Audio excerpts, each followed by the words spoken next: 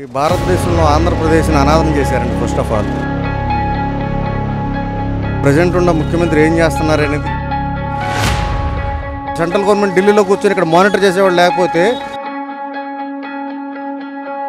నా దగ్గర డబ్బులు తీసుకొని మీ చంద్రబాబు నాయుడు గారు సీఎం గారు లెక్కలు చెప్పట్లేదు అంటున్నారు. 2019లో ఎటువంటి ప్రభుత్వం వస్తే ప్రజలకు బాగుంటుందంట?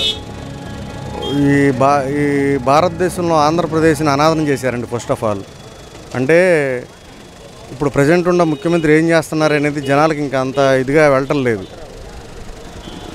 ఇక్కడ ఏం జరుగుతుంది, ఏం యాక్టివిటీస్ జరుగుతున్నాయో అంత పబ్లిసిటీ కూడా గవర్నమెంట్ చేసుకోలేకపోతుంది. వర్క్ ఏం జరుగుతుంది ఏంటి అనేది కూడా. ఎందుకంటే పోలవరం సెంట్రల్ గవర్నమెంట్ నుంచి వచ్చే నిధుల ద్వారా జరుగుతున్నాయి కాబట్టి నీకేం సంబంధం అన్నప్పుడు తెలుగుదేశం పార్టీ వాళ్ళు కనీసం దాన్ని డిఫెండ్ చేసుకునే పరిస్థితిలో ఉన్నారు. ఇది ఆంధ్రప్రదేశ్ వాళ్ళు కూడా కట్టే పన్నుల ద్వారా సెంట్రల్ గవర్నమెంట్కి ఫండింగ్ వెళ్తుంది. దాని ద్వారా జాతీయ ప్రాజెక్ట్ ఇచ్చారు. ఆ ఫండింగ్ ఇచ్చి దాన్ని మానిటర్ చేసేవాడు లేడనుకోండి, ఫండింగ్ పెట్టేవాడు సెంట్రల్ గవర్నమెంట్ ఢిల్లీలో కూర్చొని ఇక్కడ మానిటర్ చేసేవాడు లేకపోతే ఆ వర్క్ ఎలా జరిగిద్ది? Somebody should monitor that work కదా. ఆ మానిటరింగ్ చేసేవాడు లేనప్పుడు ఆ వర్క్కి ఎంత డబ్బు పెట్టినా కానీ జరగదండి. ఇప్పుడు నా జేబులో డబ్బులు ఉన్నాయండి, నాకు నా డబ్బుల్ని సరిగ్గా ఎవరైనా దానికి సరైన న్యాయం చేయగలిగే వ్యక్తి ఉంటేనే ఆ డబ్బులు కరెక్ట్గా ఉపయోగపడతాయి. ఆ పని చేసి పెడతాను ముఖ్యమంత్రిని ఇప్పుడున్న ప్రజెంట్ గవర్నమెంట్ దాన్ని సరిగ్గా ఎలివేట్ చేసుకోలేకపోతుంది. అట్ ప్రజెంట్ ఏంటంటే అమరావతిలో ఎంతవరకు జరుగుతుంది? అపోజిషన్ పార్టీ వాళ్ళు ఏమంటున్నారు, ఒక ఇటుకరాయి కూడా వేయలేదంటున్నారు. అసలు ఒక ఇటుకరాయి ఏంటి వీళ్ళు అంటున్నారు, ఏంటో చూద్దామని చెప్పి రీసెంట్గా 1 వీక్ బ్యాక్ వెళ్ళానండి. వాళ్ళు చెప్తున్న 1500 crores ఇచ్చాం క్యాపిటల్కి అని చెప్తున్నారు. కానీ సెంట్రల్ గవర్నమెంట్ 1500 crores ఒక 500 crores వాళ్ళు ఏం చేశారంటే అమరావతి అంటే ఈ చంద్రబాబు నాయుడు గారు చేసిన దానివల్ల అమరావతి రీజియన్ అనేసరికి ఏంటంటే మొత్తం కృష్ణా గుంటూరు జిల్లాల్లో ఏరియా మొత్తాన్ని కలిపి అమరావతి రీజియన్ ఏం చేశాడు. వాళ్ళు ఏమన్నారు, అమరావతి స్మార్ట్ సిటీగా మేము తీసుకొని మేము ఆల్రెడీ 1500 crores దానికి అలాట్ చేసామన్నారు. అందులో 500 crores విజయవాడలో అండర్ గ్రౌండ్ డ్రైనేజీకి, 500 crores గుంటూరులో అండర్ గ్రౌండ్ డ్రైనేజీకి పెట్టారండి. రిమైనింగ్ 500 crores మాత్రమే అమరావతికి వెళ్ళింది. ఈ అమరావతి రీజియన్లో సీడ్ క్యాపిటల్ ఏరియాలో ఇప్పుడు వర్క్ ఎంత జరుగుతుంది, అక్కడ ఎన్ని 1500 కోట్ల వరకు అంత వర్క్ జరుగుతుందో లేదో అనేది కనీసం గవర్నమెంట్ అయినా ఒక డాక్యుమెంటరీ ప్రిపేర్ చేసి మీడియా ద్వారా జనాలకు తెలియపరిస్తే ఏం జరుగుతుందో తెలుస్తుంది. గవర్నమెంట్ అదే నిద్రావస్థలో ఉంది, చెప్పలేకపోతుంది, చేసిన పని చెప్పుకోలేకపోతుంది. ఎట్ ద సేమ్ టైం నిన్న మోడీ గారు వచ్చారు, గుంటూరు వచ్చి మీటింగ్ పెట్టారు. ఆ మీటింగ్లో ఏమన్నారు, ఏం జరుగుతుంది ఇక్కడ వర్క్ ఏం జరగలేదు, అంతా నా దగ్గర డబ్బులు తీసుకొని మీ చంద్రబాబు నాయుడు గారు సీఎం గారు లెక్కలు చెప్పట్లేదు అంటున్నారు. సీఎం గారు లెక్కలు చెప్పడానికి ఏం సీఎం గారు పర్సనల్ అకౌంట్కి వేయలేదు, ఆంధ్రప్రదేశ్ జనాల పర్సనల్ అకౌంట్కి వేయలేదండి. దానికి ఒక కాగ్ అనేది ఒక స్టాట్యూటరీ బాడీ ఉంది, సెంట్రల్ గవర్నమెంట్ ఫామ్ చేసిన స్టాట్యూటరీ బాడీ ఉంది. ఆ స్టాట్యూటరీ బాడీ దగ్గర లెక్కలు ఉంటాయి. నువ్వు అడుగు, నీ కాగ్ నీ కంట్రోల్లో ఉంటుంది, సెంట్రల్ గవర్నమెంట్ కంట్రోల్లో ఉంది స్టాట్యూటరీ బాడీ అయినప్పటికీ కూడా.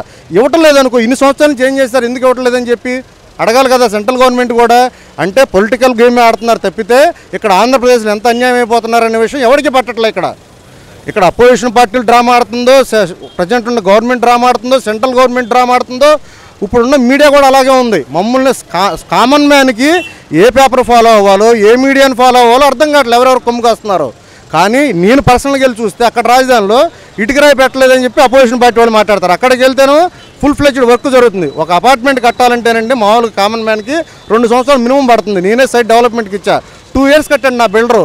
అంటే నా రేంజ్కి నాకు అపార్ట్మెంట్ కడతానికి 2 సంవత్సరాలు పెట్టినప్పుడు స్టేట్ గవర్నమెంట్ ఒక సీడ్ క్యాపిటల్ తయారు చేసుకోవడానికి ఎంత టైం పట్టిద్ది? నువ్వు యూటిలిటీ సర్టిఫికేట్లు ఇవ్వట్లే అన్నారు.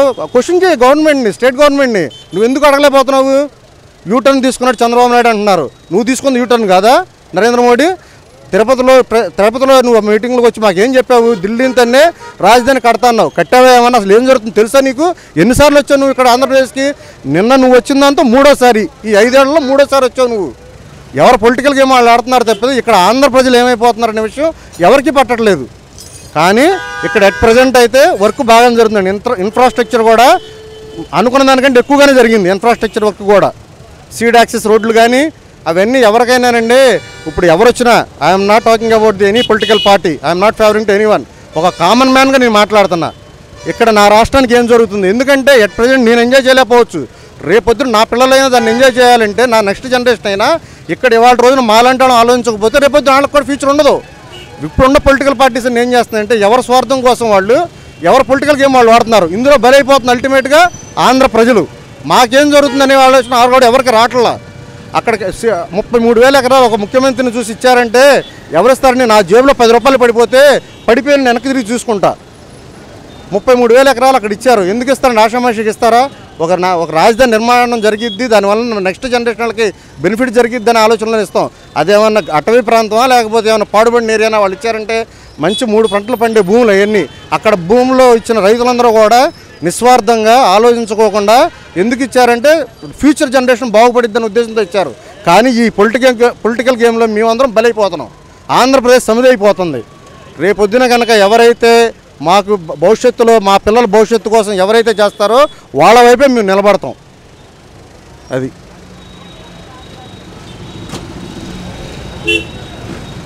ఇప్పుడు మామూలుగా ఇప్పుడు ప్రభుత్వ పథకాలు ప్రజలకు మేలు చేకూరుస్తున్న అంశాలు ఏమైనా ఉన్నాయంటారా?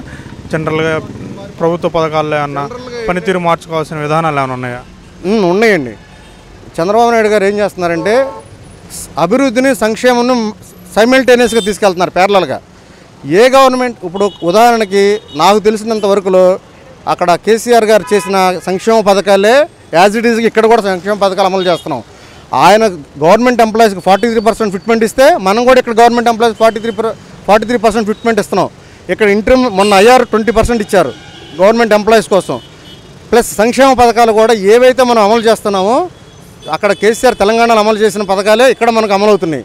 కానీ మరి దౌర్భాగ్యం ఏమో తెలియదు కానీ చంద్రబాబు నాయుడు గారు నిత్య పోరాట యోధుడు కాబట్టి ఆయన ఇన్ని చేసినా కానీ ఆయన ఇంకా నిత్యం పోరాడాల్సి వస్తుంది. ఎందుకంటే ఈ పొలిటికల్ గేమ్స్ వల్ల పోరాడాల్సి వస్తుంది. అక్కడ పొలిటికల్ గేమ్స్ ఆడే అవకాశం లేదు కాబట్టి ఆయన చేసిన సంక్షేమ పథకాలు అందరికీ అందినాయి, చక్కగా అధికారంలోకి వచ్చాడు. మేమైతే ఏం కోరుకుంటున్నామంటే మాకు డెవలప్మెంట్ కావాలి. Whomever it may be, whether it is Chandrababu Naidu or Jaganmohan Reddy, it's immaterial. మాకు కావాల్సిన డెవలప్మెంట్, ఆ డెవలప్మెంటల్ యాక్టివిటీస్ ఎట్ ప్రజెంట్ జరుగుతున్నాయి కాబట్టి ఇదే గవర్నమెంట్ కంటిన్యూటీలో ఉంటే ఆ కంటిన్యూటీ వర్క్ జరిగిద్దని మా యొక్క అభిప్రాయం. ఇకపోతే సంక్షేమ పథకాల్లో ఎక్కడా కూడా ఏమీ తీసుకోలేదండి. ఇదివరకు ఉన్న సంక్షేమ పథకాలను కంటిన్యూ చేసుకుంటూ ఇంకొద్దిగా డెవలప్ చేశారు. ఆ సంక్షేమ పథకాలు కూడా పూర్ పీపుల్కి ఎలా అందాలనేది డెవలప్ చేశారు. అందులో కూడా ఎటువంటి సందేహం లేదు. అభివృద్ధి అంటారా, వచ్చి కంటితో చూస్తే ఎవరికైనా తెలిసింది ఇక్కడ రాజధానిలో ఎంత డెవలప్మెంట్ జరిగింది. విజయవాడ కానీ ఏ ఊరైనా వెళ్ళి చూడండి, నేను విజయవాడ చూసా, తెనాలి చూసా, వినుకొండ చూసా, గుంటూరు చూసా, ఎక్కడైనా కానీ డెవలప్మెంటల్ యాక్టివిటీ కనపడుతుంది. ఫస్ట్ ఇన్ఫ్రాస్ట్రక్చర్ ఉంటేనే ఆటోమేటిక్గా డెవలప్మెంటల్ యాక్టివిటీస్ వస్తాయండి.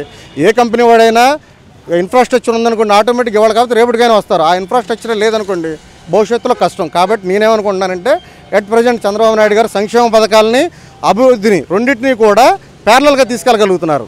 అది నా యొక్క అభిప్రాయం.